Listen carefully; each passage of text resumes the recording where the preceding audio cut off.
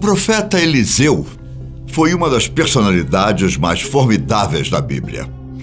Com exceção do Messias, foi ele quem mais realizou milagres e feitos incríveis nas Escrituras. Eliseu fez flutuar o machado e ressuscitou pessoas. Não só isso, até mesmo seu cadáver era capaz de trazer mortos de volta à vida. Porém, o profeta participou de um evento que ainda gera muitas dúvidas nos leitores bíblicos. Em determinada ocasião, ele ordenou que 2 ursas matassem 42 jovens que haviam zombado dele. Será que não foi uma medida muito drástica, não? Bem, vamos entender esse evento e outros milagres de Eliseu com uma abordagem além da Bíblia. Eliseu era um discípulo do profeta Elias. Ambos viveram em uma época de muita idolatria por parte dos povos da região, o que fazia as mensagens deles serem mal vistas muitas vezes. Ambos eram defensores do culto ao Deus vivo, enquanto grande parte da sociedade sucumbia ao paganismo e à adoração de diversos outros deuses como Baal. Eliseu tinha sido escolhido pelo próprio Criador para ser um profeta e substituto de Elias. A partir do momento do chamado do homem, passou a servir seu mestre. Elias era um homem notável naquela época. Ele havia vencido diversos profetas de Baal em uma espécie de desafio de holocausto, onde apenas o de Elias foi consumido por fogo mandado do céu por Deus. Em outra ocasião, o rei Acasias ordenou que Elias fosse preso. Entretanto, por diversas vezes, os soldados que iam capturar o profeta foram consumidos por fogo vindo do céu. Era esse homem que Eliseu precisava substituir. Por andar com seu mestre e conhecê-lo, Eliseu sabia que o cargo que ocuparia era muito difícil. Mesmo assim, ele pediu para Elias porção dobrada de seu espírito. Ou seja, ele queria ter a mesma autoridade espiritual que o mestre. Esse fato aconteceu pouco antes de Elias ser trasladado. O profeta já sabia que seria elevado por Deus e constantemente avisava a seu discípulo essa questão. Vejamos a passagem em 2 Reis. Havendo eles passado, Elias disse a Eliseu: pede-me o que queres que eu te faça, antes que seja tomado de ti. Disse Eliseu: peço-te que me toque por herança, porção dobrada do teu espírito. Tornou-lhe Elias: dura coisa pediste. Todavia, se me vires quando for tomado de ti, assim se te fará. Porém, se não me vires, não se fará. Indo eles andando e falando, eis que um carro de fogo, com cavalos de fogo, os separou um do outro. E Elias subiu ao céu num redemoinho. Depois disso, Eliseu ficou com o manto de seu mestre, com o qual Elias havia realizado feitos, digamos, sobrenaturais, como a abertura do rio Jordão. Deus acatou o pedido do profeta. Como substituto, o homem recebeu a autoridade religiosa de seu mestre. O ministério de Eliseu, por consequência, seria uma continuidade do ministério de Elias. Assim como o mestre, o discípulo realizaria diversos milagres e traria as mensagens do Senhor ao povo. Essas ações sobrenaturais começaram imediatamente após a subida de Elias. Com o mesmo manto que o profeta tinha usado para abrir o Jordão, Eliseu abriu novamente o rio para que passasse sem se molhar.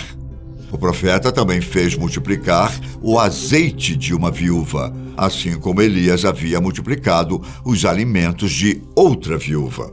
O novo profeta ressuscitou o filho de uma mulher sunamita. Esse milagre também foi um memorando do ministério de Elias, já que o homem ressuscitou o filho de uma mulher que o hospedou por certo tempo.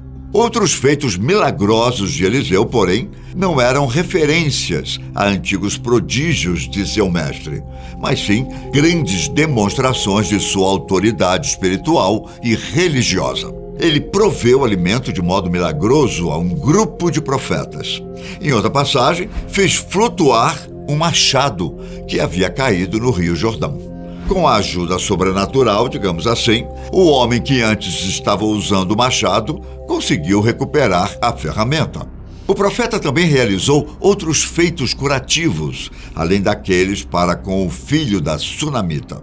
Naamã, comandante do exército do rei da Síria, era um herói de guerra de sua nação, mas tinha lepra.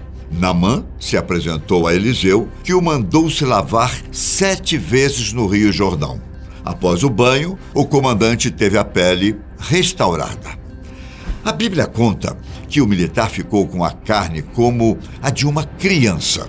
Mais uma vez, o poder de Deus foi confirmado através das ações do profeta. No entanto, há um evento na história de Eliseu que é um pouco controverso. Em 2 Reis, ele ordenou que 2 ursas matassem um grupo de jovens que o zombaram por ser calvo. Isso não seria injusto? Bem, vamos conferir a passagem primeiro.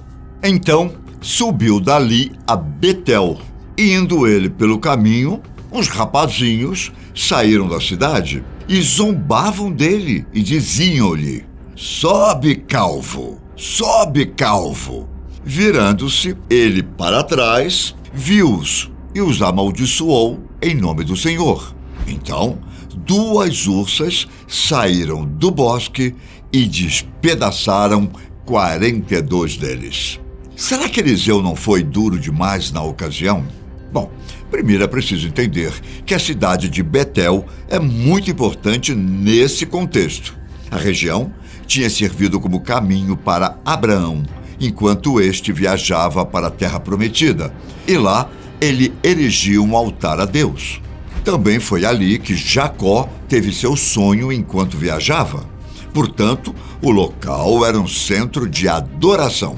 Contudo, no tempo do reino dividido, o rei Jeroboão I usou Betel e colocou ali um dos bezerros de ouro que havia construído. Essa idolatria abriu passagem para que vários outros cultos pagãos entrassem na região. Com o tempo, várias práticas religiosas cananeias entraram em Betel e, consequentemente, em Israel.